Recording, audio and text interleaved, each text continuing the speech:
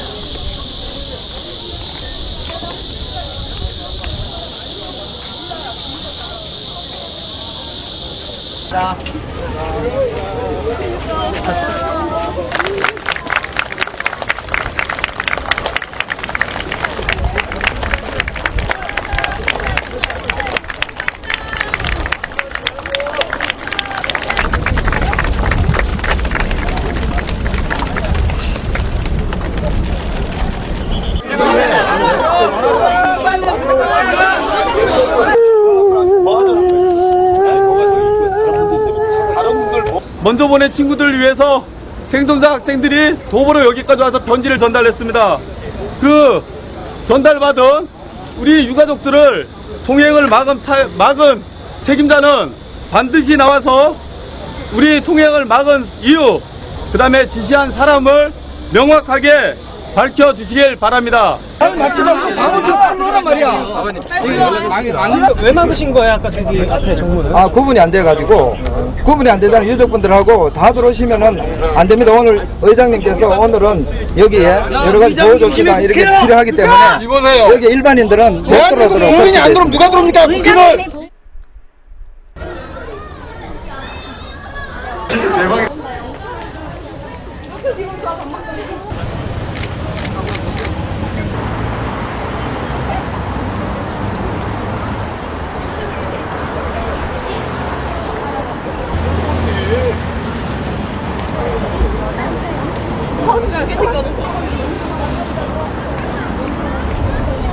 이번 기회에 얘들이 가슴에 응어리 맺혔던 거를 친구들한테 뭔가 해주고 싶은데 그게 없었던 거잖아요. 그걸 이제 이번 기회에 풀었으면은 특별법 제정을 저희들은 법을 모릅니다. 이렇게라도 하지 않으면 우리 특별법 제정을 친구들한테 촉구하면서 할 수 있는 게 아무것도 할 수 없기에 이렇게 나서게 되었습니다. 지난 4월 16일 온 국민이 보았습니다. 저희 친구들의 억울한 죽음의 진실을 밝혀주시길 바랍니다. 한 잠수사 500여 명을 지금 투입을 하고 있습니다. 야!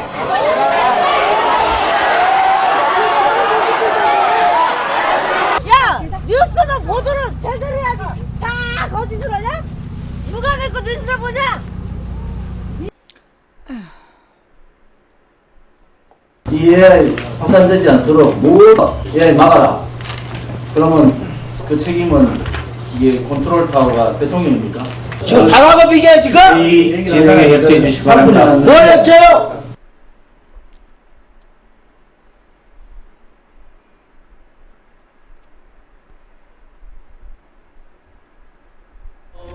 혼자라고 느껴질 때면 주위를 둘러보세요. 이렇게 많은 이들 모두가 눈에 그날 위에 함께하는 친구들이 있잖아요. 혼자라고 느껴질 때면 주위를 둘러보세요. 이렇게 많은 이들 모두가 나의 친구랍니다. 우리 가는 길이 결국 쉽지. 어른들의 잘못으로 친구를 잃고 사지에서 돌아왔는데 이렇게 1박 2일 동안 어제도 새벽 2시에 이 숙소에 도착한 걸로 알고 있는데 안타까운 마음에 따라오게 되었고요. 그래서 함께 뭔가 모든 분들이 좀 마음을 함께 모아서 이 일을 진상규명을 빨리 했으면 좋겠어요. 네. 얼굴 찌푸리지 말아요. 모두가 힘들잖아요. 친구들이 있잖아요. 혼자라고 느껴질 때면 주위를 둘러보세요. 이렇게 하는 일을 누가 나의 친구랍니다. 에휴, 진짜 말이 되냐? 어이가 없어서 이거 진짜. 저 애들이 무슨 죄냐고. 예, 특별법 제정을 촉구하면서 단식에 들어간 희생자 가족들은 말 그대로 악전고투 중입니다. 오늘 한 사람은 탈진해서 병원으로 실려갔습니다. 이지은 기자가 취재했습니다. 서울 광화문 광장에서 세월호 특별법 제정을 촉구하며 단식을 하던 안산 단원고 희생자의 부모 이모 씨가 탈진해 병원으로 이송됐습니다. 떼약볕에서 나흘째 단식을 이어간 데다 30도까지 올라간 기온 탓에 정신을 잃은 겁니다. 몸이 안 좋게 이제 만시창이 된 상태에서 가니까 링겔이 맞고 바로 회복 못하고 그대로 가가지고 한 며칠 입원해가지고 안정 좀 취하고 해야 된답니다. 같은 곳에서 특별법 제정 촉구를 위한 기자회견을 하던 다른 학부모 김모 씨도 실신해 병원으로 옮겨졌습니다. 국회 본청 앞에서 단식하는 희생자 가족들도 물과 소금만으로 근근히 버티고 있습니다. 학부모들은 세월호 특별법의 수사권과 기소권이 포함될 때까지 단식을 계속한다는 각오입니다. 오늘 기자회견에선 대통령 면담을 요청하며 진상규명을 촉구하기도 했습니다. 우리를 청와대에 불러 약속했던 특별법 제정이 거짓말이 아니었음을 분명히 확인해 주십시오. 대통령의 결단을 촉구합니다. 학부모들은 오늘 19일 서울시청 앞 광장에서 특별법 제정을 촉구하는 집회를 열 계획입니다. JTBC 이지은입니다.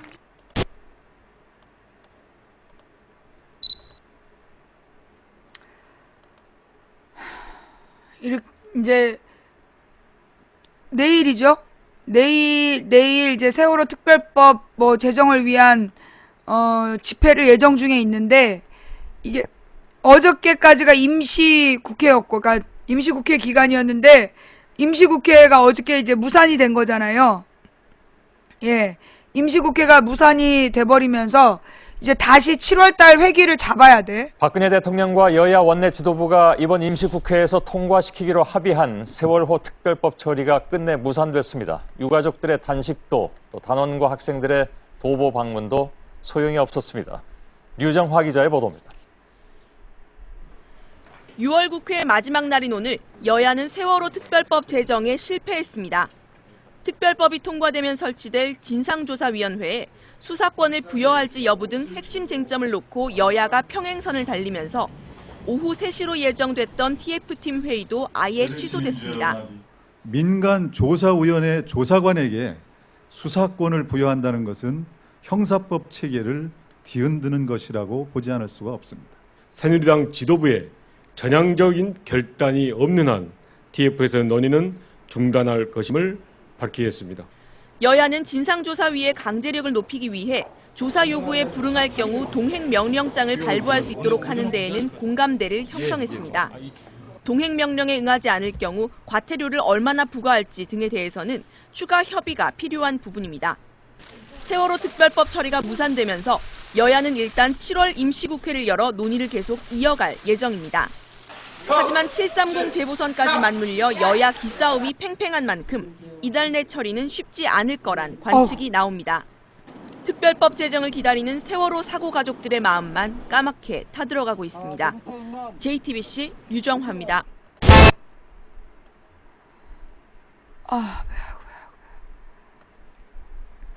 예, 어제 밤샘 협상을 마치고 나온 분입니다. 새누리당 홍일표 의원, 홍일표 간사부터 먼저 만나보죠. 홍일표 의원님 나와 계십니까? 예, 안녕하십니까? 언제까지 협상하신 거예요? 예, 협상팀의 여러 의원들하고 예, 예. 이게 우리가 협상이라고 하니까 뭐 이제 크게 뭐 길어. 요점은 뭐냐면 새누리당이 요구하는 건 뭐냐? 진상조사위원회에게 수사권을 줄 수 없다는 거예요. 진상조사위원회는 민간단체인데 그 민간단체에게 어떻게 수사권을 주냐는 거야. 그게 새누리당의 요구예요. 자, 그런데 이 진상조사위원회에 그 등급을 어디로 두느냐의 문제야. 예를 들어 특검 있잖아요. 특검. 국회에서 특검을 지정을 하면 일반 변호사가 판사나 검사 출신의 변호사 중에서 대통령이 특검으로 임명을 합니다. 그러면 특검이 수사권이 있다는 거야. 그러니까 이 진상조사위원회의 그 지위를 특검 수준하고 똑같이 하면 수사권을 줘도 아무 문제가 없다는 거예요. 그런데 민간인들에게 수사권을 줄 수가 없다. 그래서 지금 저렇게 반대하고 있는 거죠. 그러니까 이제 자기네들이 원하는 인맥으로 구성을 해서 대충 봐주기를 하고 싶은데 이거를 특검과 같은 지위로 진상조사위원회에 수사권을 주려고 한다면 충분히 우리나라 사법체계 안에서 줄 수 있다는 거예요. 변호사들이나 판사 출신들 중에서 진상조사위원회를 꾸린다라면 충분히 특검하고 같은 지위로 수사권을 행사할 수 있음에도 불구하고 그걸 반대하면서 지금 결국은 무산시킨 거야. 수사권 때문에. 자, 요점. 우리 그 망치 부인이 광화문 가가지고 막 떠들 수밖에 없었던 이유가 뭐였어요? 인터넷상에서 뭐 세월호 유가족들이 돈을 원한다. 뭐 대학 입학 특례법을 원한다. 그 다음에 또 뭘 원한다. 뭐 의가사 지정을 원한다. 이러면서 막 가짜로 쓰고 다녔잖아. 근데 그건 유가족들의 요구 아니다. 그건 유가족들의 요구가 아니었어. 그럼 유가족들의 요구 3가지 한번 써볼까요? 첫째, 진상조사위원회에 유가족의 요구를 받아들여달라. 참여를 허락하라. 그러니까 유가족들이 추천하는 진상조사위원회를 받아달라는 거야. 유가족 참여를 보장하라. 지금은 이제 진상조사위원회를 국회에서 갖게 되면 뭐 여야 동수로 한다든가 그러지 못하도록 유가족이 참여하는 진상조사위원회를 구성해달라. 둘째는 뭐예요? 둘째, 수사권을 달라. 이 진상조사위원회에 수사권을 달라. 셋째, 기소권을 달라. 기소권이라는 게 뭐냐면 재판에 회부할 수 있는 권한이야. 이게 유가족은 3가지를 요구하는 거야.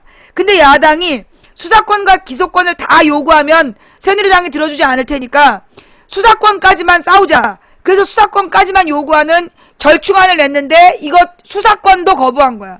새누리당이 수사권도 거부한 거예요. 왜? 이유가 뭐라 그랬어? 유족이 참여하는 진상조사위원회. 자, 1번 써볼까? 필기 외웁시다. 세월호 유족들의 요구사항 철저한 진상조사를 위해서 1. 유족들이 참여하는 진상조사위원회. 뭐요? 1.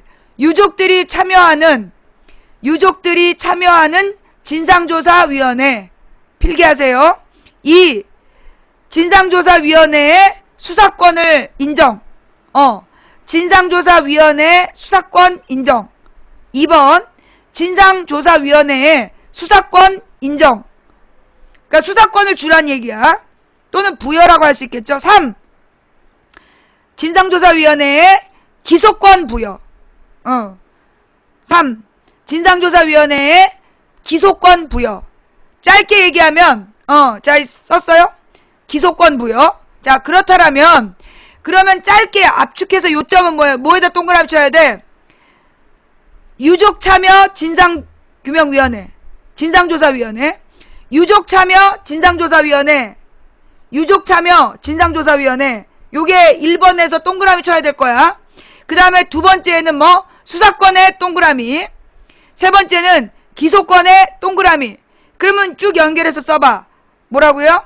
유족 참여 진상규명위원회. 진상조사위원회.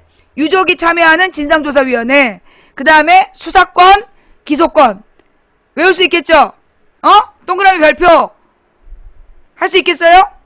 자, 1번. 첫 번째가 뭐야? 유족이 참여하는 진상조사위원회. 2번. 진상조사위원회에 수사권 주는 거. 3번. 진상조사위원회에 기소권을 주는 거. 이게 유족들의 요구야. 그런데 지금 네티즌 댓글 부대가 거짓말하고 있어. 많은 돈을 요구하고 있다. 그 다음에 대학 특례 입학을 요구하고 있다. 의가사 지정을 요구하고 있다. 지금 세 가지를 요구하고 있다라고 뻥을 까고 있는 거죠. 자, 그런데 죽은 학생한테 대학 특례 입학이 왜 필요하냐고. 죽은 학생 의가사로 지정해서 부모가 받는 이득이 뭐냐고. 죽은 학생들이 받아야 될 돈 이미 정해져 있는데 뭐 돈을 어디서 더 받을 게 있냐고. 이 세 가지는 유족의 요구가 아니야. 그러면 왜 유족의 요구는 철저한 진상규명인데 왜 이런 거짓말 했을까요? 여기에서 제일 중요한 단어가 뭐야? 수사권. 제일 중요한 게 수사권이야. 왜? 수사 대상을 성역 없이 수사하겠다.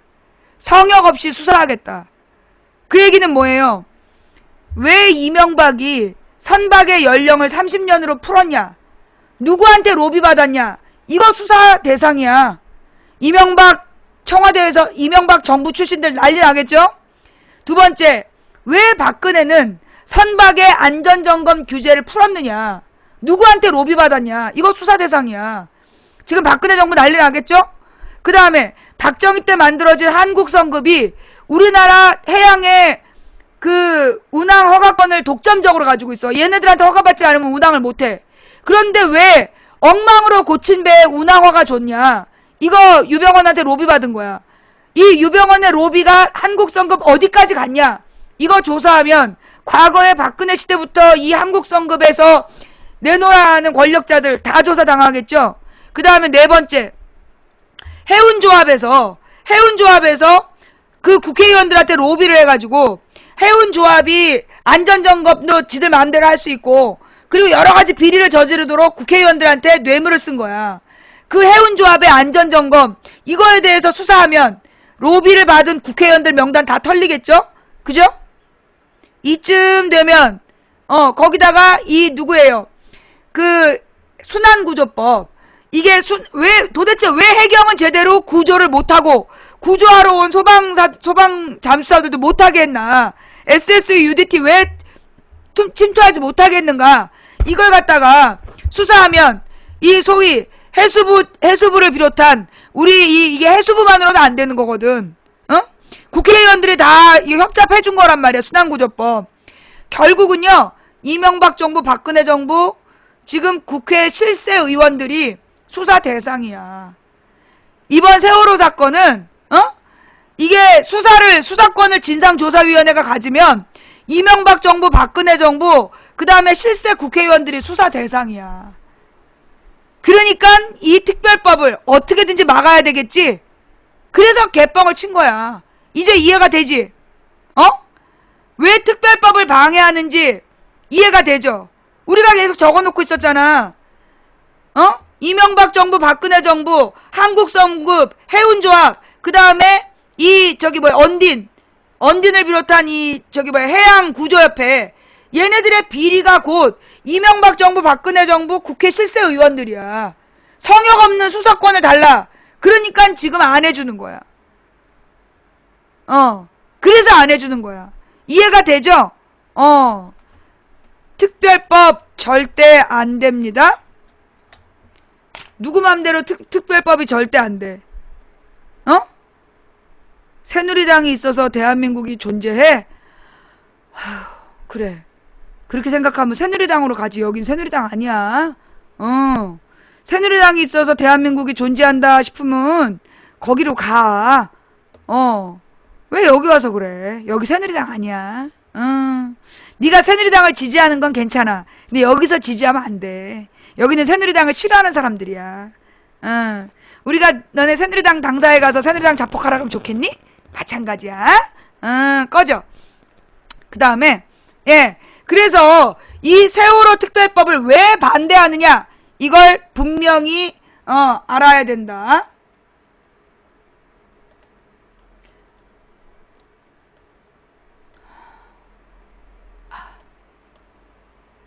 이게 뭐지? 한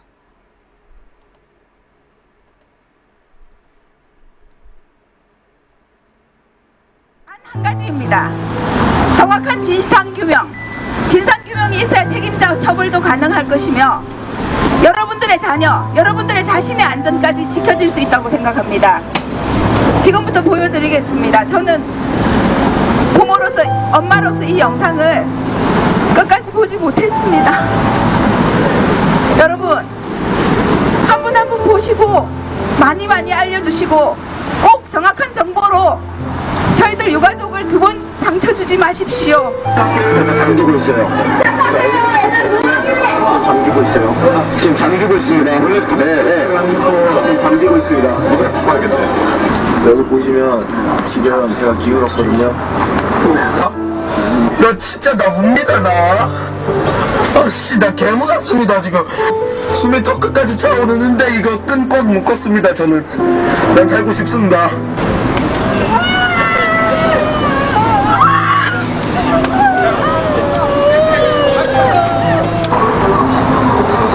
10분 동안 여기서 버티랍니다. 이 개자식들 없애버릴 거예요. 네, 여기까지 하겠습니다. 네, 지금 배상 층도 무서운데 2층에 있어요. 어떻게 할 거야? 물이 다쳤어요. 여기 화장실로 자, 진짜 이거 욕도 나오. 여기서도 지금 단식 3일째죠.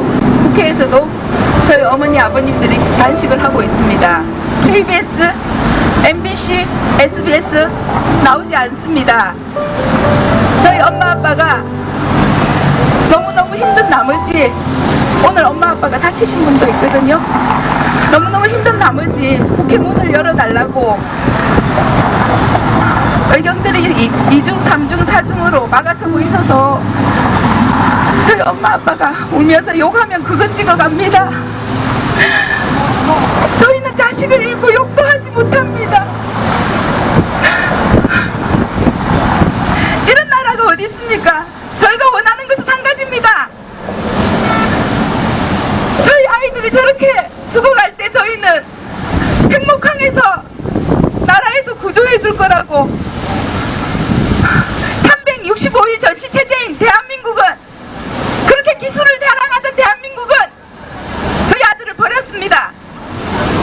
외면했습니다. 지금 저희 500명이 넘는 유가족들 다 죽어가고 있습니다. 아이들이 없는데 돈이 들어갑니까? 돈이 왜 필요합니까? 아이들이 왜 죽었는지 알고 싶다고요. 이 사건과 관계된 어떤 분이라도, 한 분, 두 분이라도 양심 선언을 해주셨으면 좋겠습니다. 저희가 보고 들은 것, 경험한 것, 이제 더 이상 언론 믿지 않습니다. 저희들이 알리겠습니다. 여러분들이 힘이 돼주십시오. 여러분들이 꼭 힘이 돼주셔서 여러분 자신을 지키기 바랍니다. 대한민국은 여러분을 지키지 않았습니다. 저희들은 왜 이런 일이 생겼는지 알고 싶습니다. 잘 들어보셨죠? 3번인가 4번인가 나옵니다. 가만히 있으라고. 나가고 싶은데 밖에 있는 애들을 오히려 걱정합니다. 이 아이들은 어른들 말 잘 듣고 가만히 있으라니까 그냥 가만히 있은 수밖에 없습니다. 내 새끼가 몇 번이나 나옵니다. 알고 싶습니다. 저희 부모들은 왜 이런 일이 생기는지, 누가 내 새끼 죽이는데 공헌했는지 그 새끼들 다 보고 싶습니다. 누가 내 새끼들 저렇게 만드는지 알고 싶습니다. 아빠니까, 엄마니까 알고 싶습니다. 엄마 아빠입니다. 왜 몰라야 됩니까? 왜 알려달라고 그들 앞에서 때렸어야 됩니까? 왜 진상규명을 하려고 선을 다녀야 됩니까? 부모가 자식이 죽었는데 왜 이유도 모릅니까? 알고 싶습니다. 도와주십시오. 저는 묻고 싶습니다. 박근혜 대통령님께 여쭤보고 싶습니다. 왜 이렇게 잔인하십니까? 왜 이렇게 잔인하십니까? 아이를 잃고 서명을 받으러 다녀야 되고, 우리 애가 왜 죽었는지 물어봐야 되고, 수학여행을 놀러 갔다고 하시는 분들, 왜 이렇게 잔인하십니까? 몇 명을 더 죽여야 되겠습니까? 밝혀주십시오.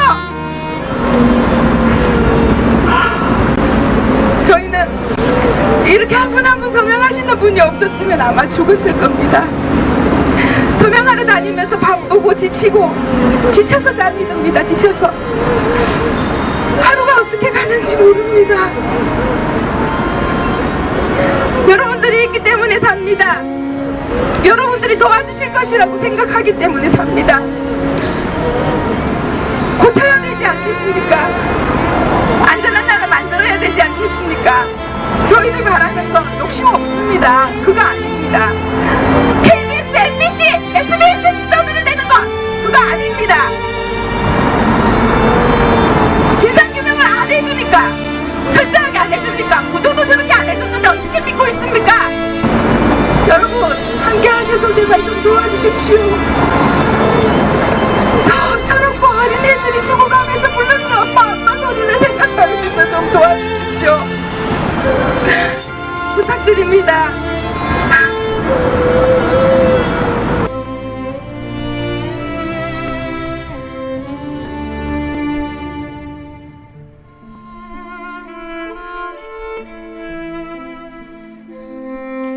아유, 막 곳곳에서 엄마들이 막 엎어져갖고 우는데, 아유, 마음이 너무 아팠어.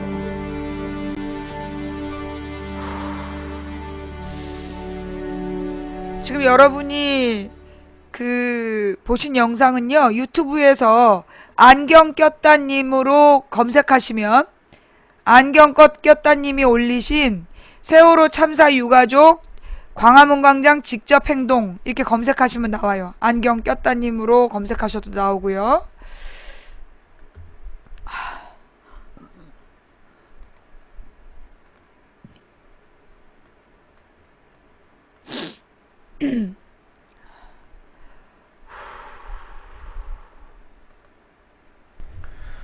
유가족들의 단식 농성에도 불구하고 세월호 특별법 제정이 6월 국회를 넘기고 말았습니다. 새정치민주연합은 새누리당과의 협상이 무의미하다며 특별법 TF 중단을 선언했습니다. 단식 4일째인 오늘 국회에서 단식을 하던 유가족 중 한 명이 쓰러져 병원으로 옮겨졌고 광화문에서도 유가족들이 병원에 실려갔습니다. 검경이 잡지도 못하면서 유병원 검거에 매달리는 사이에 인터넷 악성글들이 희생자 가족과 피해 학생들을 괴롭히고 있습니다. 국회 농성장에 나가 있는 중계카메라 연결해서 이 소식 알아보죠. 윤인아 PD. 자, 우려했던 일이 벌어졌습니다. 병원으로 옮겨진 유가족들 현재 상태는 어떻습니까? 네, 병원으로 이송된 유가족들은 현재 치료를 받고 휴식을 취하고 있습니다. 오늘 4일째 단식 농성 중인 세월호 희생자 학부모들은 잇따라 쓰러져 병원으로 이송됐습니다. 광화문에서 농성 중이던 고 이창영 군의 아버지는 전날부터 몸 상태가 좋지 않았지만 단식을 강행하면서 상태가 더 악화된 것으로 알려졌습니다. 이어 광화문 광장 앞에서 피켓을 들고 있던 고 정차훈 군의 어머니도 희생자 아이들의 영상을 본 후 흐느끼다 쓰러져 출동한 119에 의해 병원으로 옮겨졌습니다. 국회 본청 앞에서 단식 농성 중이던 고 정동수 군의 아버지도 급격한 체력 저하로 병원으로 이송됐습니다. 이재근 국민대책위 상황실장은 무더운 날씨에 단식을 강행하며 체력이 바닥나 탈수 증세가 온 것 같다고 말했습니다. 네. 자, 오늘 광화문에서 유가족들 기자회견이 열렸죠. 종교계와 함께 개최한 회견이었다고요? 네, 그렇습니다. 오늘 오후 2시 광화문 광장에서 유가족들과 천주교, 불교, 기독교 인사들이 특별법 제정을 촉구하는 기자회견을 열었습니다.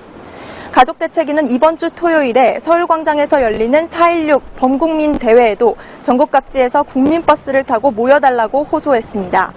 가족대책위의 김병건 위원장은 세월호 특별법이 제정되지 못한 가장 큰 책임은 새누리당에 있다고 말하며 새누리당은 세월호 참사와 관련해 머리끝부터 발끝까지 바꾸겠다고 말했지만 아무것도 바뀐 것이 없다고 비판했습니다. 김 위원장은 대통령과의 면담을 요구하며 특별법 제정을 위해 대통령의 결단을 촉구했습니다. 오늘 기자회견에는 희생된 단원고 학생이 찍은 미공개 영상이 공개돼 이를 지켜보는 유가족들과 시민들은 눈물을 흘렸습니다. 아, 기울어졌어. 야, 나도 살려줘. 움직이지 마시고 안전로 잡고 내려주시면 됩니다. 진짜 침대는 야, 놀리신 거 장난 아니야. 여기 야, 이거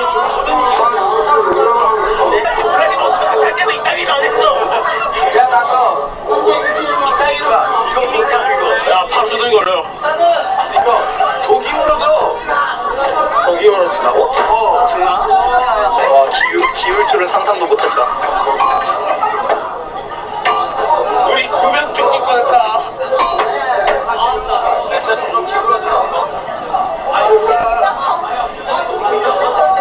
100일 동안 지켜보는 가운데 유가족들을 유리하게가녕 어떻게 하면 이걸 넘겨올까 하는 그런 것밖에 없습니다. 내 눈에. 그래 오직하면 참 희망을 가지고 100일 동안 지내다가 이제 절규에 일판 잡판 다 하고도 밥을 굶으며 이 자리에 와 있거든요. 이게요. 도저히 견딜 수가 없었습니다. 저희들이 원하는 것은 왜 아이들이 죽어갔는지 진상규명입니다. 단지 그것 하나입니다. 진상규명을 해서 책임자가 있다면 처벌을 받고, 그리고 다시는 이 땅에, 내가 사랑했던 이 나라에 다시는 이런 일이 생기지 않도록 재발 방지 대책을 세워달라는 겁니다. 특별법, 무늬만 있는 특별법 필요 없습니다. 수사권 기소권이 없다면 특별위원회가 무슨 필요가 있겠습니까? 네, 박원순 서울시장 오늘 서울 광화문에서 유가족들을 만난 거죠? 네, 오늘 박원순 서울시장은 광화문 광장에 방문해 유가족들에게 특별법 제정에 힘을 보탤 것을 약속했습니다. 박 시장은 유가족들을 만나 세월호 사건의 재발을 막기 위한 시작은 철저한 진상조사라고 말했습니다. 특별법 제정을 촉구하며 단식을 진행 중인 유가족들에게 국민위원회라도 만들어 모든 권한을 가지고 조사할 수 있도록 해야 한다고 강조했습니다. 자, 그리고 오늘 6월 임시국회 마지막 날이었죠. 특별법이 결국 다음 국회로 넘어가게 됐는데요. 다음 국회 언제 열립니까? 네, 여야가 내일 7월 임시국회 소집 요구서를 제출하면 다음 주 월요일부터 한 달간 열리게 됩니다. 어제까지 세월호 특별법을 통과시키겠다고 한 여야의 약속은 지켜지지 못했습니다. 국회 세월호 특별법 TF팀은 오늘 오후 예정됐던 전체 회의를 취소하고 여야 간사 간의 협상을 벌였습니다. 하지만 조사위원회의 구성 방식과 수사권 및 기소권에 대한 합의를 이루지 못하고 결국 파행됐습니다. 세월호 특별법 TF 소속 여야 의원들은 특별법 제정 파행의 책임을 서로에게 넘기며 비판했습니다. 새누리당 간사 홍일표 의원은 기자회견을 열고 수사권 부여와 같은 핵심 쟁점을 제외하고는 상당한 의견 접근을 이뤘다면서 오늘 새정치민주연합이 협상 결렬을 선언해 모두 백지화된 것에 대해 안타깝다고 말했습니다. 조사위원회에 수사권을 주는 것은 형사사법체계를 뒤흔드는 것이라는 기존의 입장을 반복했습니다. 새정치민주연합 간사 전해철 의원은 진상규명 없이 특별법을 무력화시키기 위한 시도로 일관하는 새누리당과의 협상을 이어나가는 것은 무의미하다는 판단을 내렸다고 비판했습니다. 다만 세월호 진상규명위원회에 동행명령권을 부여하는 방안에 대해서는 합의한 것으로 알려졌습니다. 유가족 법률 대리인인 박주민 변호사는 여야의 협상 상황이 유가족들이 요구하는 특별법에는 한없이 부족하다고 말하며 유가족들이 특별법이 통과되기 전까지는 단식을 풀지 않겠다는 의지를 보이고 있다고 말했습니다.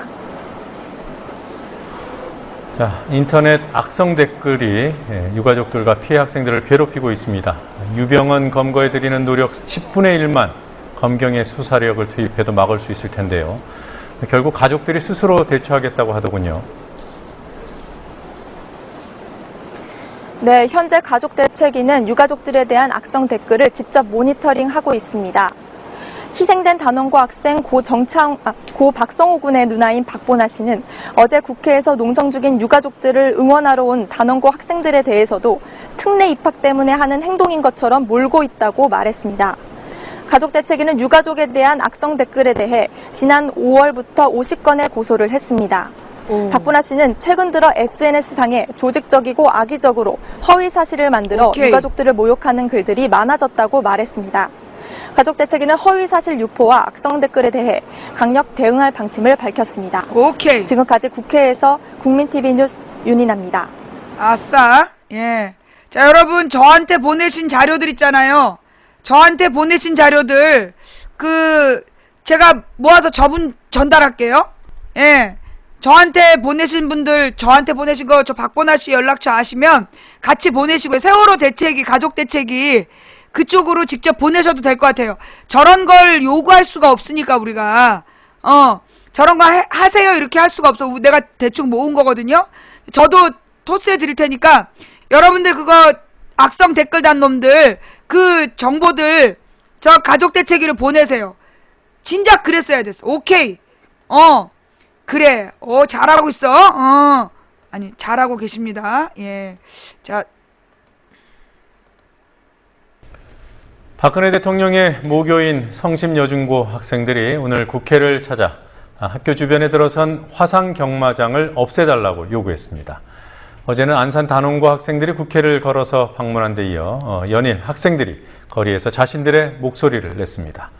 지난 6.4 지방선거 때는 1618 선거권 연대라는 청소년 단체가 교육감 선거 참여 등을 요구하며 활동했고 아수나로라는 청소년 인권단체도 활발한 활동을 벌이고 있습니다. 자신들이 직접 겪는 문제에 목소리를 내는 청소년들이 주목받고 있습니다. 곽보아 PD가 취재했습니다. 저희는 안전한 환경 속에서 행복하게 살고 싶습니다. 좋은 것만 보고 배우며 올바르게 자라고 싶습니다. 우리나라의 미래는 짊어지고 성장할 우리 청소년들이 안전한 교육 환경에서 올바른 교육을 받을 수 있도록 도와주세요. 국회의원들이나 각종 사회단체 관계자들이 하루에도 몇 번씩 서는 국회 기자회견장에 오늘은 특별한 손님들이 왔습니다. 서울 용산구에 있는 성심여중과 성심여고 학생들, 박근혜 대통령의 중고등학교 후배들입니다. 학생들이 이곳에 온 이유는 학교에서 230여 미터 떨어진 곳에 있는 용산 화상 경마장의 입점을 철회해달라는 입장을 밝히기 위해서입니다. 지속적인 요구에도 정부가 귀를 기울이지 않자 정부 대신 국회의 문을 두드린 겁니다. 학생들은 위험에 처한 자신들의 상황을 상징하는 노란 호루라기를 야당 의원들과 기자들에게 건네기도 했습니다. 학생들은 새정치민주연합의 박영선 원내대표를 만나 국회에 계류 중인 경마장 관련 법안을 빨리 통과시켜달라고 요구했습니다. 화상 경마장이 들어서기 전 주민들의 동의 요건을 강화하는 등의 내용이 담긴 법안입니다. 학생들은 주무부처인 농림축산식품부 이동필 장관도 오늘 만났지만 새누리당의 이왕구 원내대표는 학생들의 면담 요구를 받아들이지 않았습니다. 성심여중고 학생들은 지난 14일에도 박근혜 대통령을 수신인으로 작성한 청원 엽서를 청와대에 전달했습니다. 한국마사회가 운영하는 용산 화상 경마장은 지난달 28일 주민들의 반대에도 불구하고 시범 운영을 시작했습니다. 마사회는 오늘 금요일엔 경마장을 운영하지 않고 주민들이 참여하는 공동위원회를 만드는 등 법원의 화해 권고를 받아들이겠다고 밝혔습니다. 그러나 성심여중고 학생들은 경마장이 아예 없어져야 한다고 강조했습니다. 저희는 학교 앞 거대 도박장의 입점을 막아낼 것이라고 막아낼 수 있다고 희망을 갖고 있습니다. 앞으로의 대한민국을 위해 학생들의 미래를 위해 조금만 더 힘써주세요. 세월호 사고를 겪은 안산 단원고 학생들은 그제와 어제 1박 2일 동안 학교에서 국회의사당까지 40여 킬로미터를 걸었습니다. 학생들 스스로 기획한 도보 행진에서 이들은 친구들이 희생될 수밖에 없었던 이유를 밝혀달라며 진상규명을 위한 특별법 제정을 촉구했습니다. 하지만 단원고 학생들이 국회에 다녀간 후 국회에서는 세월호 특별법에 대한 여야 합의가 불발되고 단식 중인 유가족들이 경찰에 의해 국회 출입을 제지당하는 모습만 있었습니다. 청소년 인권단체 아수나로는 어제 인천의 한 고등학교 교사가 학생에게 살충제를 뿌린 사건을 비판하며 청소년에 대한 모든 체벌을 금지해야 한다는 성명서를 발표했습니다.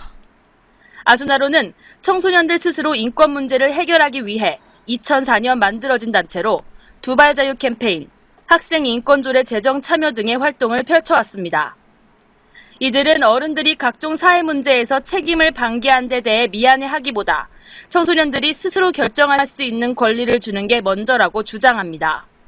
어른들이 책임을 방기해서라고 말하는 거는 바꿔 말하면 이제 청소년들에게는 그런 권리를 주는 것이 마음에 안 든다는 말이기도 한 것 같거든요. 어른들이 책임을 방기해서 미안하다라고 말할 것이 아니라 이제 같이 행동할 수 있는 권리가 청소년에게 있어야 하는 거죠. 자신들이 직접 겪는 문제를 가지고 목소리를 내는 청소년들. 사회가 이들을 성숙하게 하고 있습니다. 국민TV 뉴스 곽보아입니다.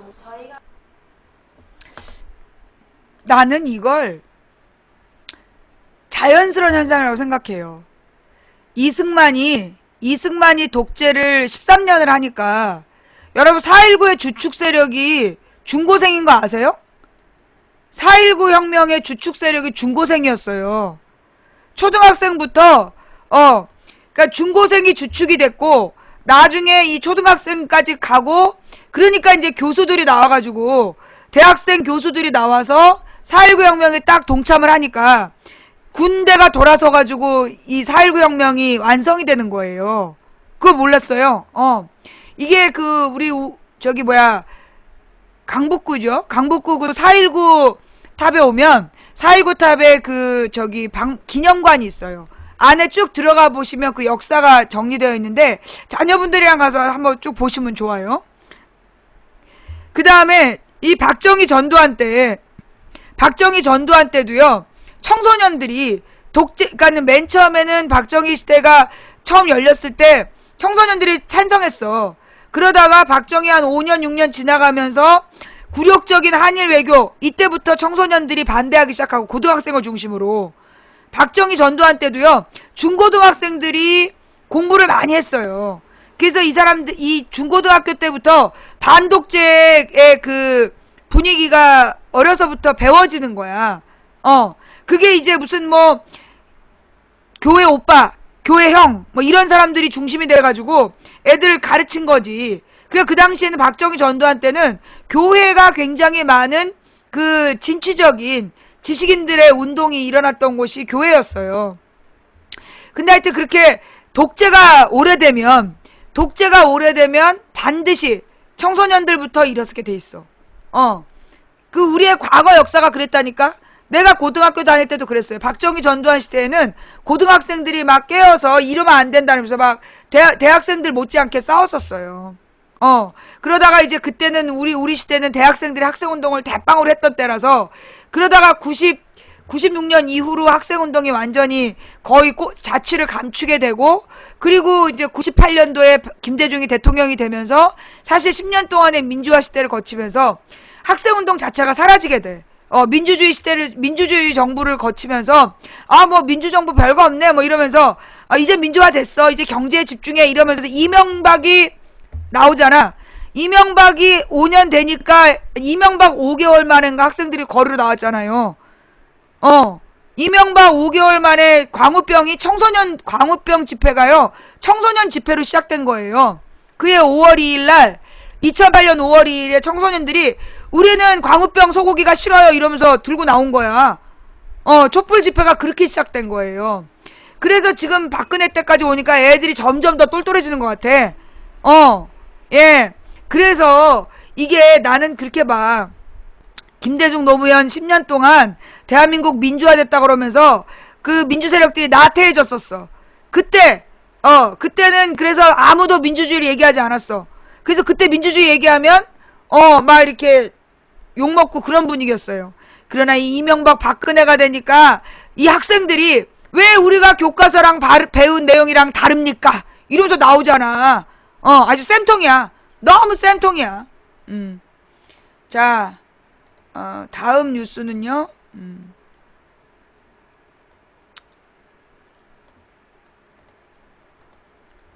음주와 위증 그리고 자녀 편법 유학에도 버텼던 정성근 문화체육부 장관 후보자가 결국 사퇴했습니다.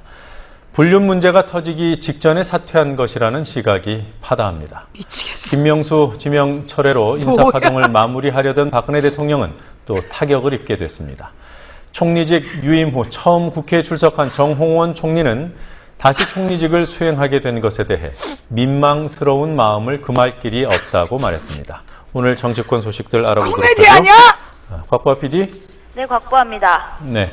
자, 부적격 논란이 거셌던 정성근 후보자. 결국 오늘 자진 사퇴를 했습니다. 특별한 배경이 있었던 겁니까? 네, 정성근 후보자 본인은 뾰족한 이유를 들진 않았습니다. 오전 보도자료를 통해 다 설명하지 못하는 부분이 있지만 그냥 물러나는 게 도리라고 생각한다고 말했을 뿐입니다. 박근혜 대통령은 어제까지만 해도 국회에 정성근 후보자 등에 대한 청문 보고서를 자정까지 채택해 보내달라고 요구하며 임명 강행을 시사했습니다. 그러나 그 후 정 후보자를 정리하는 쪽으로 분위기가 바뀐 것으로 전해졌습니다. 이 배경과 관련해 새정치민주연합의 박영선 원내대표는 오늘 아침 국회 교육문화체육위원회에 들어온 제보가 있다며 교문위원들이 입에 담기조차 싫은 내용이라고 얘기했다고 말했습니다. 박영선 원내대표가 언급한 입에 담기 싫은 내용은 정 후보자의 여자 문제라는 보도가 나왔습니다. 10여 년 전에 불륜이 있었으며 상대 여성의 어머니로부터 야당 의원실에 제보가 들어갔다는 내용입니다. 김명수 후보자 지명 철회로 2기 내각 구성을 마무리하려던 박근혜 대통령은 또 한 번 인사검증 실패 책임론에 직면하게 됐습니다. 특히 현직 검찰총장은 뒷조사까지 해서 혼외자식 의혹을 들췄던 청와대가 여성 문제 검증을 소홀히 했다는 비판도 박 대통령과 청와대가 새겨들어야 할 대목입니다. 2기 내각 구성 과정에서 낭만 후보자는 총리 후보자 2명과 장관 후보자 2명 등 모두 4명입니다. 네, 문제의 3인방 가운데 정종섭 후보자 1명은 그래도 결국 임명이 됐습니다. 야권에서 별 반응이 안 나왔습니까? 네, 민주연합은 정종섭 후보자 임명에 대해선 공식적으로 입장을 내놓지 않았습니다. 민주연합 대변인도 정 후보자 임명에 대한 국민TV 취재진의 질문에 답변을 피했습니다. 민주연합은 오늘 아침까지만 해도 정성근 후보자와 함께 정종섭 후보자에 대해서도 공세를 취했습니다. 그러나 지명 철회를 요구한 장관 후보자 셋 중에서 둘이 물러난 상황에서 정부를 더 밀어붙일 경우 여론의 역풍이 불 수 있다고 판단해 공세를 멈췄다는 분석이 나오고 있습니다. 한편 정의당의 박원석 대변인은 정종섭 후보자에 대해 위장 전입, 세금 탈루, 부동산 투기 의혹, 과도한 부수입, 황제 군복무까지 인사청문회 단골 메뉴를 모두 갖춰 안전행정부 장관 자격을 상실했음이 증명된 바가 있다며 청와대의 임명을 비판했습니다.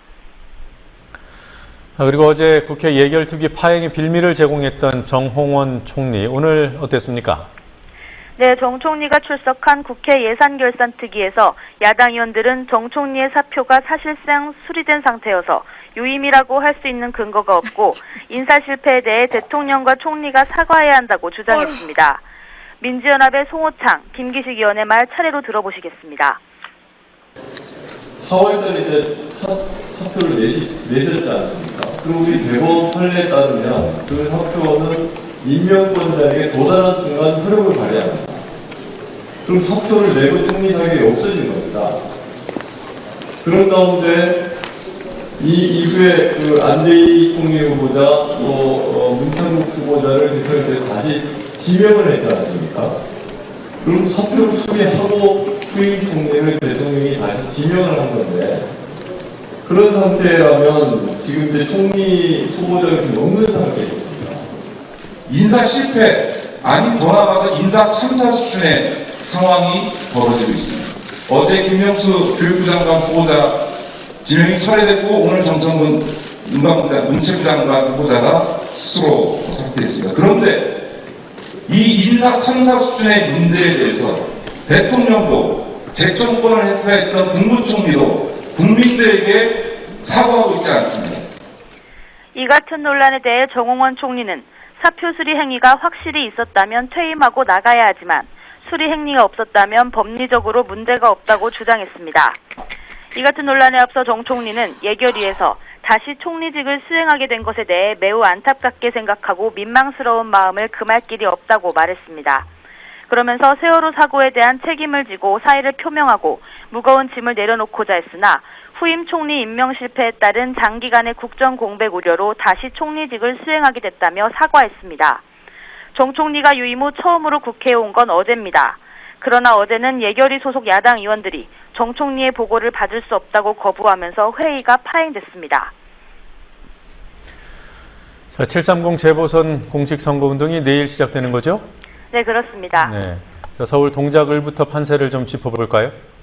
나경원 새누리당 후보, 기동민 민주연합 후보, 노회찬 정의당 후보의 3자 대결을 가정해 지금까지 나온 여론조사를 보면 나 후보가 압도적으로 우세한 상황입니다.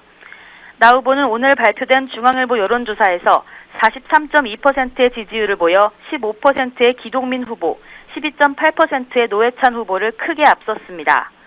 지난 11일 한국일보 여론조사에선 나 후보가 3자 대결에서도 51.9%의 지지율을 기록했습니다.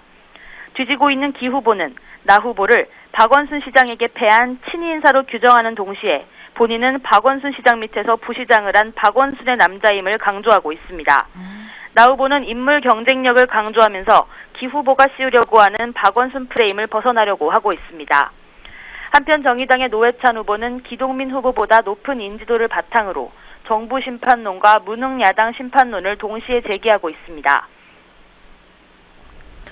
네, 이런 서울뿐만 아니라 전반적으로도 야당이 밀리고 있다는 여론조사 결과가 나왔던데요.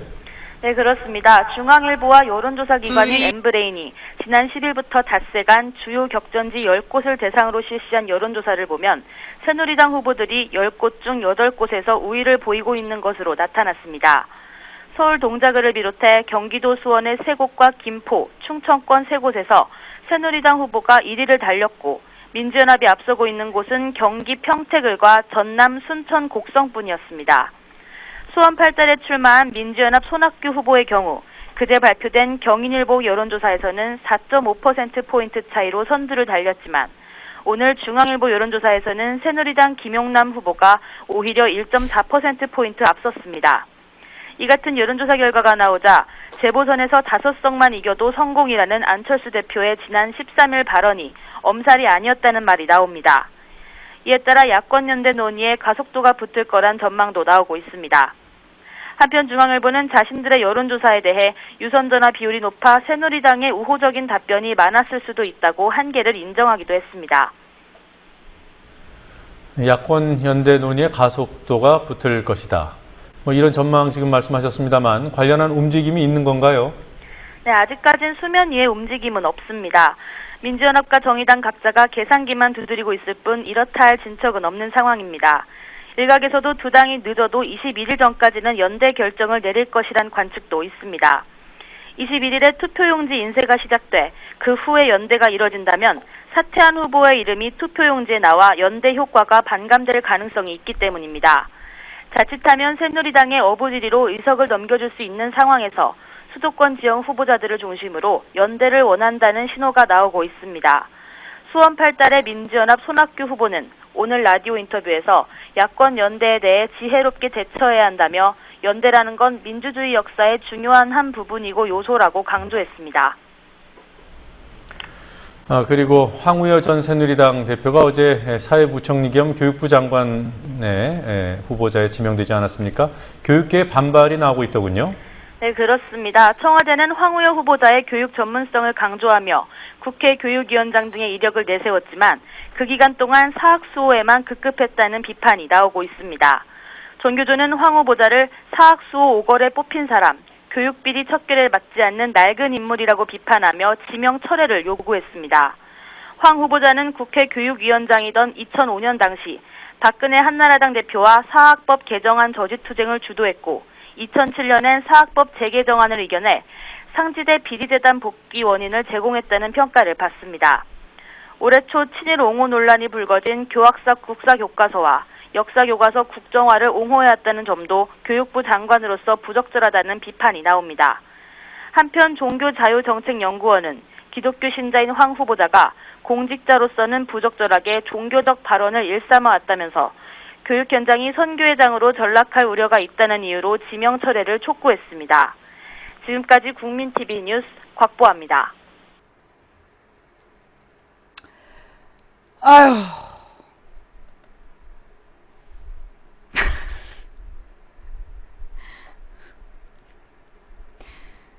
불륜 터질까봐 사퇴한 거야?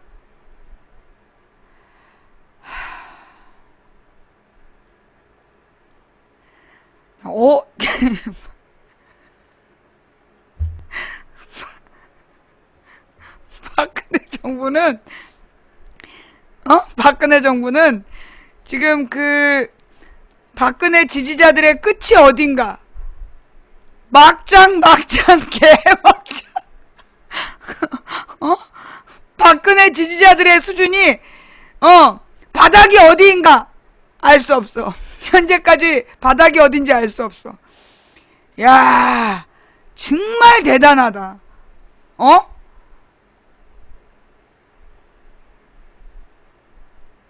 이제 이런, 야, 그래도 이명박 때 분류는 없지 않았냐? 이명박 때는 장관 후보 중에 분류는 없지 않았어? 아, 의원 중에 분류는 의혹은 있었는데, 의원 중에 그 음주운전이 나쁜 거야. 이 음주운전이 그 보면은 좀 그래. 음주운전 하는 사람들이 꼭 불륜하고 관계가 있어. 예. 자, 이건 뭐예요? 어떤 교육 전문가?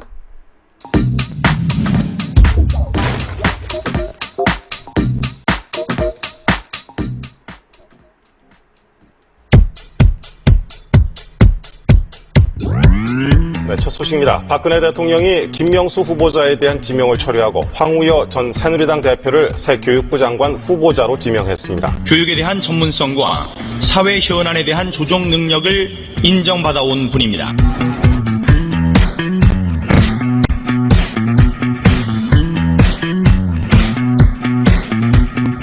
첫 번째는 이번에 키워드는 이제 감투를 굉장히 많이 맡고 있습니다. 그래서 초등학교, 대학교, 동문회부터 해가지고 여러 가지 감투들이 있어요. 그래서 송림초등학교 총동창회, 인수중학교 제일포고교 총동창회 부회장부터 해서 서울대법대 동창회 운영위원, 인천 웅변협회 회장, 무슨 독일학술 교류처 동문회 상임이사, 고시동지회 부회장 등등 해서 되잖아요. 양당 지도부의 정치적 탈모색을 건의해 보도록 하겠습니다.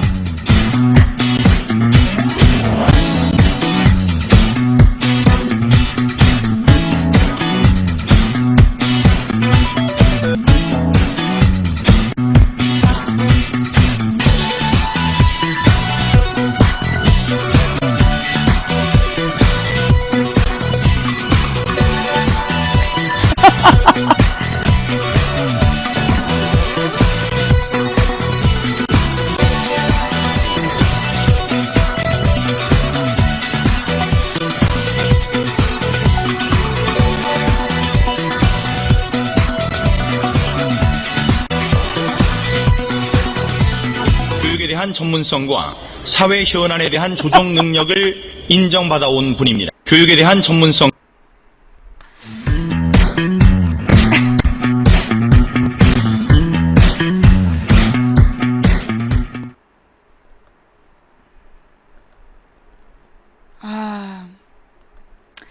그래요. 박근혜 정부가 그렇지 뭐. 교육 관련해서 딱 하나 했네. 사학법 개정 반대. 아니, 사학법 제정 반대. 사학법이 뭔지는 아세요? 여러분, 사학법이 뭔지는 아세요? 그러니까 이제 그때가 2004년 5년이야. 2005년에 열린우리당 의원이 그 152명이었던 시절, 그때 이제 사립학교들이 그때 이제 뭐가 문제냐, 등록금을 계속 올리고 있었어. 대학교들이 등록금을 너무 올리고 있었기 때문에 그 대학들이 도대체 그 등록금을 왜 올리나, 올려서 어디다 쓰냐, 정말로 교육의 질이 개선되고 있느냐, 이 부분에 대해서 김대중 정부 때부터 문제가 된 거야. 그래가지고 이제 사립학교법이라는 거를 열린우리당 의원들이 만들었어요. 근데 그 사립학교법의 내용이 뭐냐면, 모든 사립학교 재단에 뭐를 두고 사회이사라는 걸 두고, 그 사회이사가 이 사립재단에서 자금 운영을 어떻게 하는지를 감시할 수 있는 그런 사회이사를 두는 제도였어. 그거를 만들자라고 제안을 했는데, 그때 이제 박근혜, 김무성 이런 나경원 이런 사립재단으로부터 친인척이 사립재단을 운영하고 있거나 지네가 사립재단을 갖고 있거나 이런 사람들이 반대를 한 거야. 그래가지고서는 공청회를 한 달 동안 못해. 공개 토론회를. 그래서 마지막으로 며칠까지 한나라당이 이 토론회에 안 나오면 의장의 단독 상정을 하겠다, 그렇게 선언을 했어. 그래도 끝까지 안 나왔어. 사립재단 이 한나라당 의원들이. 그래서 열린우리당 의원들이 과반수니까 과반수 의석 참여해서 과반수가 찬성하면 이게 사립학교법이 제정이 돼. 그래서 그걸 통과시킨 거야. 그랬더니만 날치기라고. 그 다음 날부터 장외로 나가가지고 지금 사회이사를 두면 그 사회이사 월급 때문에 등록금이 오른다고 뻥을 치다가 진실이 알려진 거야. 인터넷으로. 그래가지고 이제 그 사립학교법 반대 투쟁이 그게 잘못됐다라는 게 막 그 여론이 악화가 되면서 박근혜가 정치적으로 매장당할 만한 상황까지 간 거야. 그때 박근혜를 살려준 게 김한길이었지. 에이 연병. 그래서 박근혜가 그 다음에 살아 돌아와서 당당히 사립학교법을 개정을 해가지고 사회이사를 두지 않는 걸로 바꿨어요. 그게 사립학교법이야. 사립학교법이 그래서 나온 거예요. 그러니까 이제 그 뭐 야간 촛불 집회 금지라고 이명박이 발표를 하니까 이명박이 사립학교법 반대하면서 야간 촛불 집회한 그 사진이 쫙 돌았잖아. 너는 왜 했니? 이래가지고 하여튼 그랬어. 그랬던 시절. 그러니까 사립학교법을 그때 이제 이 열린우리당 의원들이 만들려고 했었고 그때 앞장섰던 게 정봉주였어. 정봉주가 앞장서서 사립학교법을 만들었는데 결국 황우여와 박근혜가 반대해갖고 그 법을 없앤 거죠. 그 뒤로 10년 동안 계속 등록금이 올랐던 거야. 그래서 우리 그 뒤에 모든 학생, 그러니까 2005년에도 신불자가 생기기 시작했지만 2005년까지는 덜했지. 근데 2005년 이후에 대학 등록금 때문에 신용불량자들이 대거 늘어난 건 누구 덕분이야? 박근혜 황우여 덕분이야. 정말 교육적이죠. 예. 자, 내가 몸 상태가 안 좋아서 더는 어려울 것 같아요. 예. 내가 오늘 여러분들 오랜만에 어제 방송 못하고 오늘 만나서 여러분들 저 방송 더 오래 했으면 좋겠는데 나의 몸 상태가 너무나 후진 관계로다가 더하면 다음 주에 방송 못할 것 같아. 예. 그 내일 제가 저기 뭐 촛불 집회 오시나요? 그런데 저 못 갑니다. 예, 내일 촛불 집회 가고 뭐 한 몇 달 쉬어도 된다 그러면 가고 내일 뭐 그 촛불 집회 갔다가 몇 달 쉬어도 된다 그러면 한번 가보고 아니면 나 찾으면 안 돼. 예, 피스러브님 감사하고요. 예, 내가 원래 1시간만 하고서는 재방송으로 돌리려고 그랬는데 오늘 방송 볼만 하셨어요?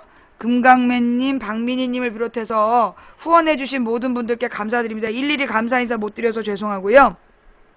자, 여러분, 근데요, 오늘 굉장히 중요한 주제. 나는, 박근혜가 되면 이명박만큼 계속해서 사고를 치지는 않을 거라고 착각했었어. 오늘 박근혜 또 대형 사고 터뜨렸잖아요. 쌀 수입 개방. 쌀 전면 개방을 했어, 박근혜가.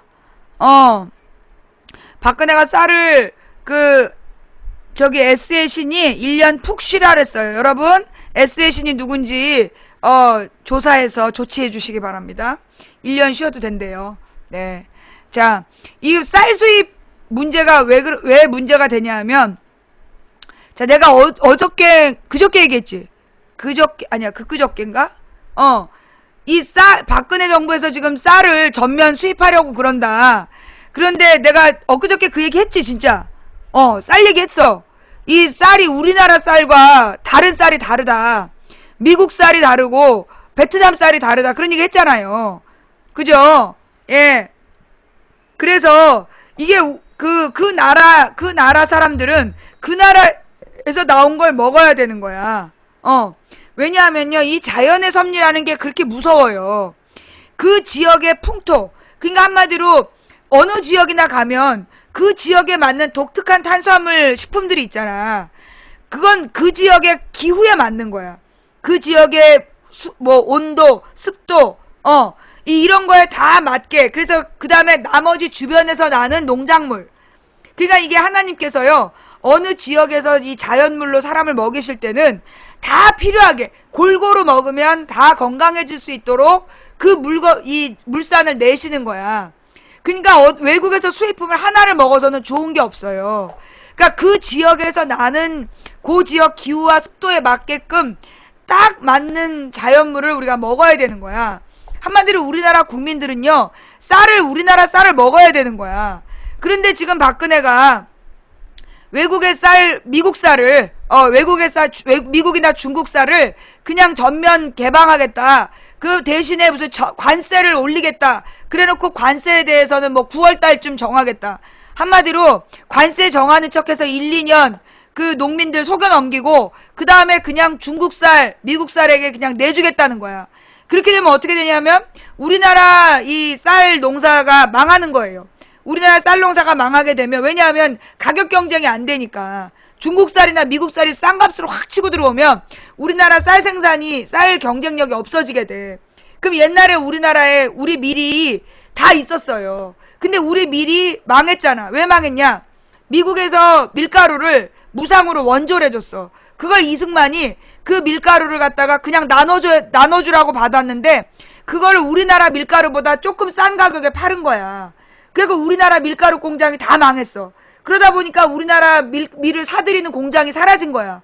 그래가지고 그때 밀가루 가격보다 엄청 밀농사가, 우리나라 밀농사가 사라지게 된 다음에 미국에서 더 이상 무상 원조를 안 해준 거야. 그 다음에 우리나라의 물가는 밀가루가 정하게 된 거예요. 뭔 말인지 알겠지? 우리나라 밀가루값 오르면 모든 물건값이 올라. 국수값, 라면값, 과자값 전부 다 오르는 거야. 그렇게 되는 거예요. 근데 이제 우리 주식이 쌀인데 지금 이게 김영삼 때부터 20년 전 김영삼 때 이 우루과이 라운드라는 걸 결정하고 미국에서 쌀 개방을 요구했어. 근데 김영삼이 그래도 한때까지 운동했던 사람이라 그때 전면 수입을 안 하고 계속해서 연장을 해요. 이제 그 전면 쌀 수입을 연기해 온 거야. 연기해 와서 김영삼 때, 김대중 때, 노무현 때, 이명박 때까지 연장을 했는데 박근혜가 쿨하게 이제 연장하지 마. 그래가지고 이제 그 전면 쌀 수입을 전면 개방하는 거를 박근혜가 그냥 포기해버린 거야. 근데 문제는 뭐냐면요. 그로 인해서 나타날 향후 10년 안에 나타날 어마어마한 변화에 대해서 결정하면서 국회에서 한 번도 토론 안 했다는 거야. 그런 결정을 하면서 국민 공청회를 하거나 국회하고 협상을 하거나 한 번도 그런 거 없이 그냥 지 맘대로 해줘버려 그런 거야. 전면 개정해줘버려 이랬어. 앞으로 국민들이 지 임기 끝난 다음에 굶어 죽거나 말거나 지네들은 오류농법으로 한국쌀 농사 지은 거 비싼 값에 사 먹으면 되니까. 일반 국민들은 어쩌란 말이야.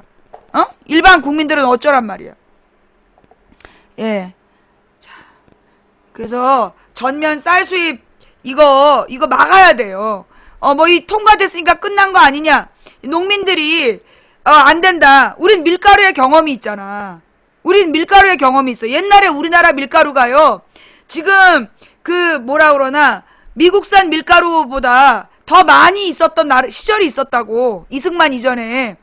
근데 우리나라 밀가루 공장이 다 망했다니까요. 이승만 때문에. 그리고 나서 우리나라 물가는 밀가루 값에 의해서 대기업들이 주물럭주물럭. 그러면 대기업만 부자 되고 우리 국민들이 밀가루 값 때문에 물가에 허덕이는 거 아니야. 이젠 두 개가 되는 거야. 쌀까지. 이 쌀값으로 이제 중국이나 미국이 우리나라를 이제 가지고 논다는 얘기죠. 어떡할 거냐고. 어떡할 거야. 자, 여러분 주변의 농민들이 쌀 수입 개방 투쟁을 하면 박수 쳐주시고 고맙다고 해주시고 여러분들의 적극적인 후원과 지지 부탁드립니다. 자, 그리고 오늘 하루 종일 말레이 항공의 298명 사망 소식 뉴스에 계속 나오고 있어요.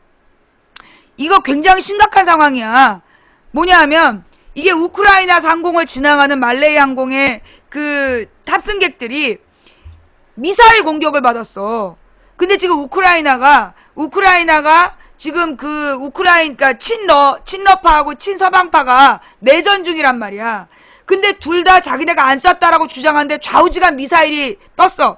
미사일이 떠가지고 그 말레이 항공이 298명이 전원 사망한 거예요. 근데 이 말레이 항공이 우리 세월호 터지기 직전에 실종됐잖아. 아직도 못 찾았어요. 우리 세월호 터지기 전에 3월 달에 말레이 항공이 실종이 됐는데 그거 아직까지 못 찾았어. 그래서 그때도 200 몇십 명이 지금 실종 상태야. 그런데 이번에 또 298명이 전원 사망을 한 거야. 그러면 말레이 항공이요, 그 500명에게 배상금을 해줘야 되잖아, 피해 보상을. 이 말레이 항공 사라진다는 거야, 이번에.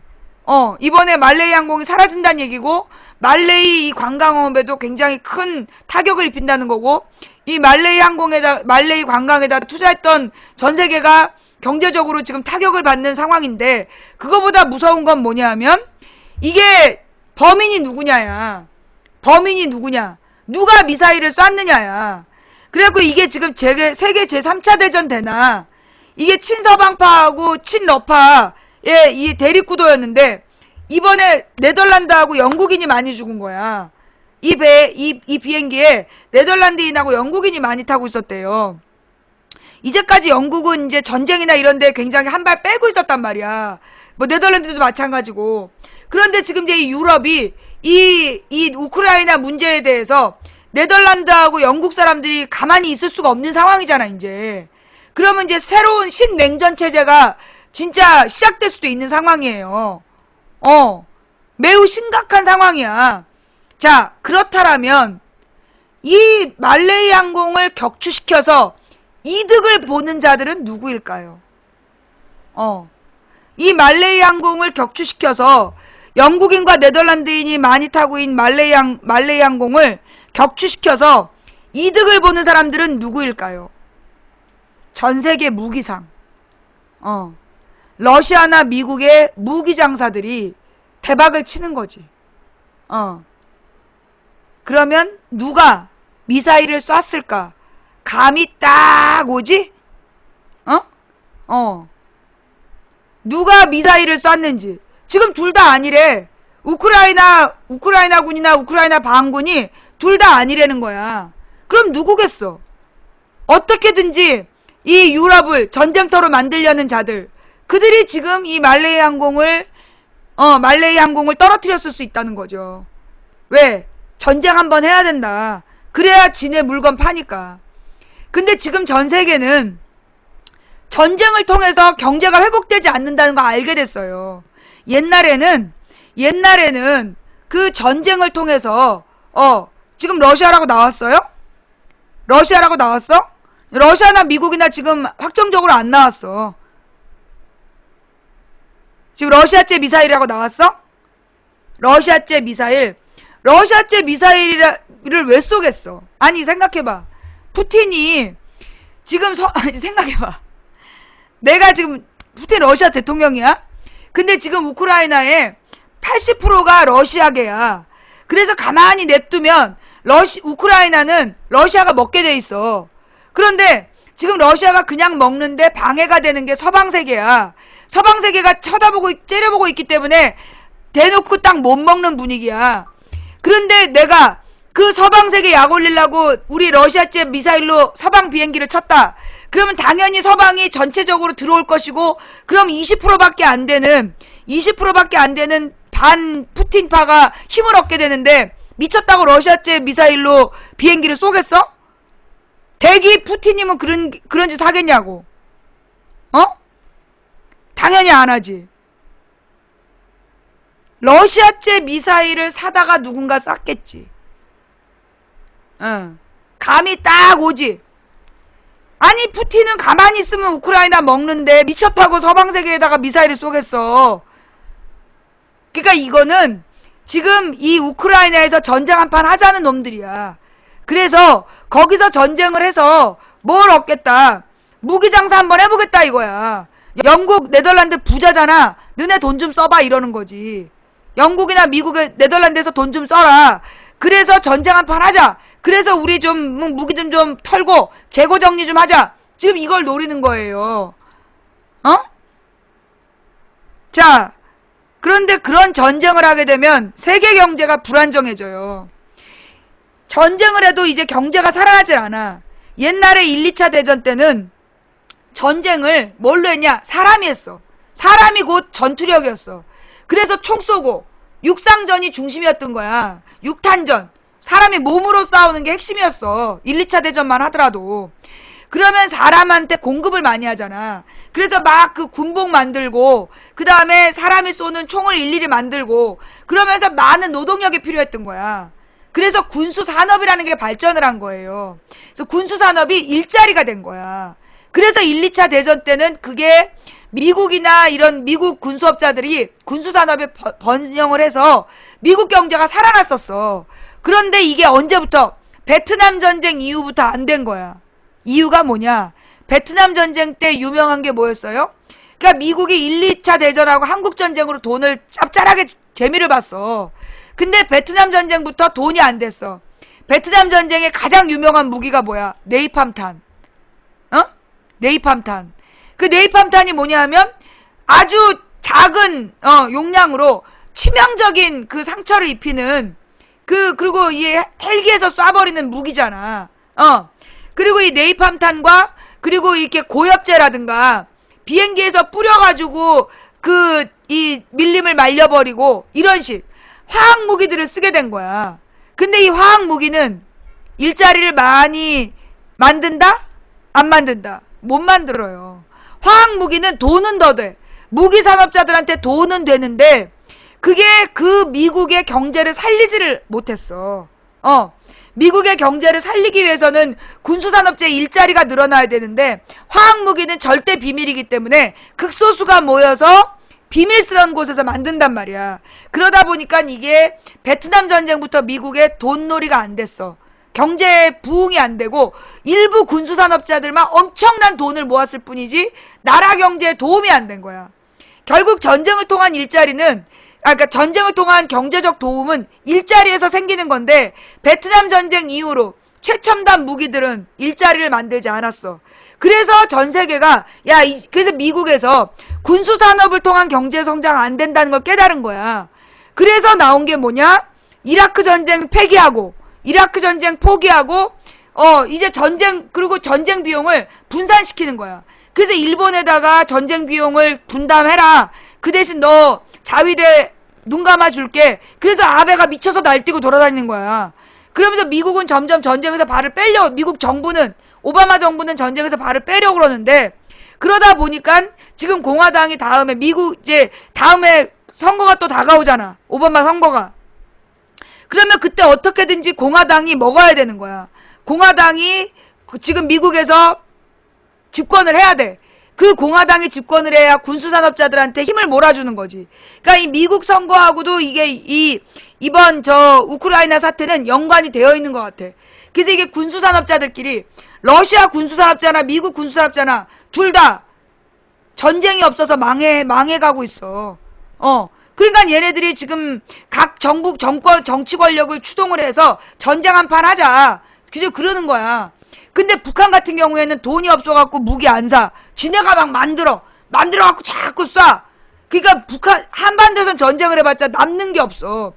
그리고 북한은 막 재래식 무기 그런 걸로 막 이렇게 쏘잖아. 그러니까 이제 한국의 최첨단 무기를 팔아봤자 그게 돈이 안 되는 거야. 왜냐면 북한에서 막 재래식 무기를 그냥 숫자로 어떻게 해버리기 때문에 안 되는 거야. 한반도 전쟁은 돈이 안 돼. 그러니까 우크라이나 전쟁에서는 돈이 될 수 있다.